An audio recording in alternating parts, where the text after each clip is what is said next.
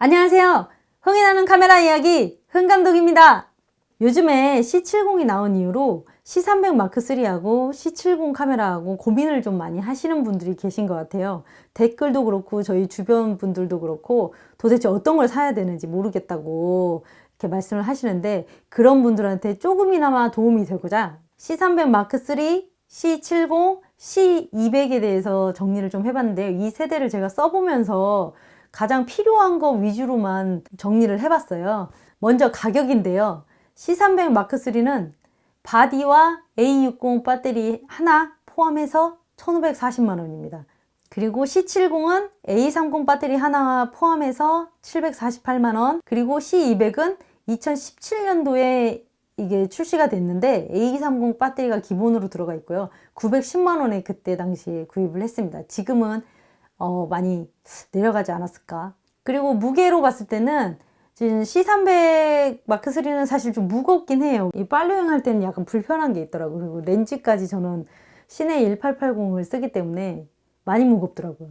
C70은 원디하고 거의 비슷하다고 생각하시면 될 것 같고요. 그 다음에 C200은 C300과 C70의 중간 정도? 손떨방은 다 되긴 돼요. 되고 C200은 손떨방이 안 돼요. 근데 어차피 렌즈에 손떨방이 다 돼 있는 렌즈를 많이 쓰기 때문에 2405도 그렇고 1880도 그렇고 뭐 바디에 손떨방이 없어도 사실 상관은 없더라고요. C300 마크3 바디에 손떨방을 켜고 이렇게 핸드헬드로 찍을 때 피사체가 좀 격하게 움직이면 화면이 떨리는 게 있더라고요. 지진 난 것처럼 이렇게 약간 덜컥거리는 그 느낌이 있어서 사실 손떨방 기능은 안 켜고 찍어요.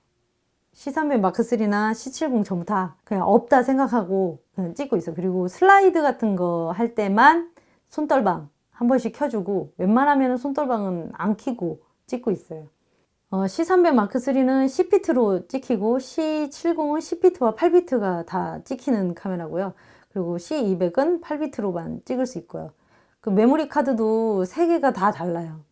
그러니까 C300 마크3는 CF 익스프레스 카드가 2개가 들어가고 SD 카드 하나가 들어가는데, 사실 SD 카드는 거의 쓸 일이 없더라고요. 고속 녹화도 안 되고 하니까.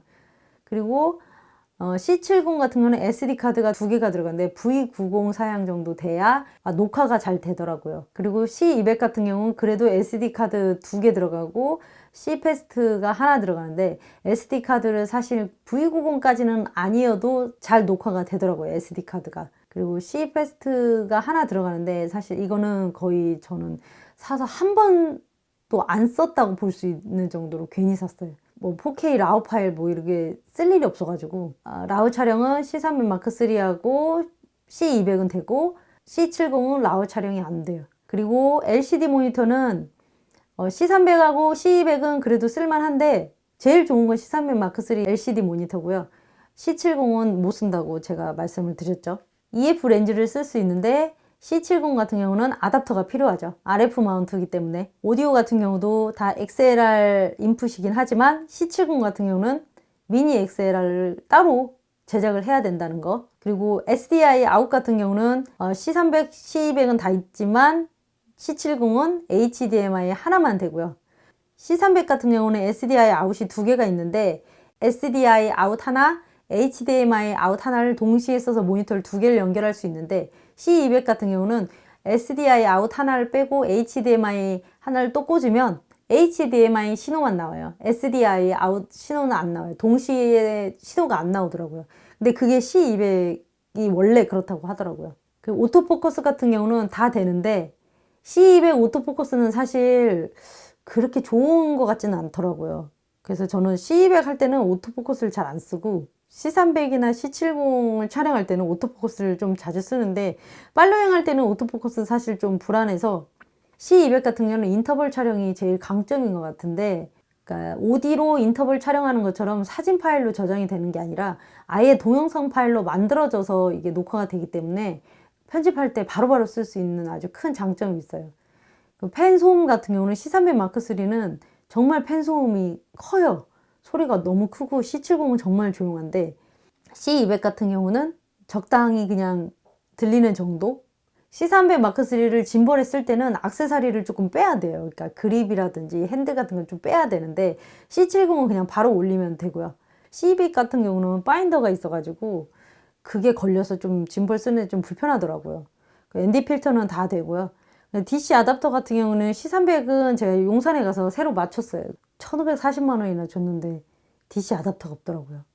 그리고 C70 같은 건 아답터가 있고 그 다음에 C200 같은 경우도 아답터가 있어서 스튜디오 녹화할 때 아주 편하게 썼어요. 그리고 많은 분들이 이제 고속 촬영을 궁금해 하시는데 이제 C300 마크3 같은 경우에는 어떤 세팅을 해도 다 120프레임이 다 찍히거든요. 근데 C70 같은 경우는 인트라 프레임으로 하면 60p밖에 안 찍히고요. 그리고 4K 같은 경우는 30p까지밖에 안 찍혀요. 120으로도 사실 되긴 되는데 이제 세팅을 조금 용량 작은 걸로 해야 120p가 고속이 찍혀요. 그리고 C200 같은 경우는 완전 비추하는 고속 촬영이 있긴 있는데 화질이 완전 안 좋아지거든요. 네, 오늘 영상은 여기까지고요. 도움이 되셨다면 좋아요, 구독 부탁드릴게요.